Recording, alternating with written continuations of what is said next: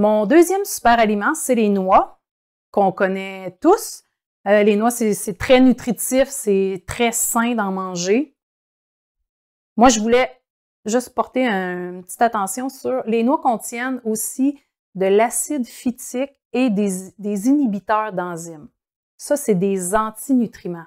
Mais dans le fond, c'est une force de la nature parce que le fait que la noix ait ça conserve tout le potentiel de la graine jusqu'à ce que la graine et la noix, jusqu'à ce que l'environnement extérieur soit propice à ce que la noix puisse germer et ensuite grandir. Dans le fond, s'il n'y avait pas ça, exemple, mon amande, à l'automne, elle tombe, puis là, elle commencerait tout de suite à germer et à pousser en un petit arbre.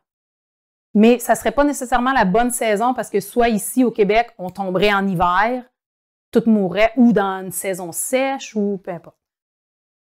Dans le fond, les noix, les graines, ils tombent, puis le printemps, quand le temps chaud revient et la quantité, une plus grande quantité d'eau arrive, mais là, ça enlève les inhibiteurs d'enzymes et l'acide phytique et la graine, elle reprend vie, puis là, notre petit arbre peut commencer à pousser.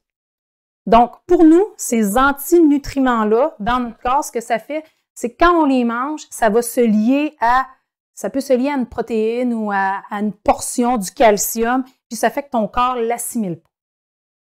Donc, lorsqu'on prend les noix, les graines, et on les fait tremper dans de l'eau, on enlève ce côté négatif-là. Puis, ça fait comme une pré-germination. Tu réveilles tout le potentiel qu'il y a, toutes les vitamines, les minéraux, tout ça. Quand on fait une pré-germination, ça vient décupler les valeurs nutritives de ta noix. Pour une amande, il conseille de laisser tremper 8 à 12 heures. Exemple, pour une graine de tournesol, il conseille un petit 2 heures. Mais toutes les noix qui sont, moi je dis plus grosses comme ça, plus coriaces, tu sais, comme moi, là, je les ai mis, ça fait 24 heures qu'ils sont dans l'eau, puis sont parfaites, là. Ils viennent juste plus gorgés d'eau, plus tendres, un peu comme quand on va ramasser des noisettes fraîches. C'est plus croquant, c'est vraiment très bon. Et on sait que là, tu vas tout chercher le potentiel des vitamines, des minéraux que tu as dedans.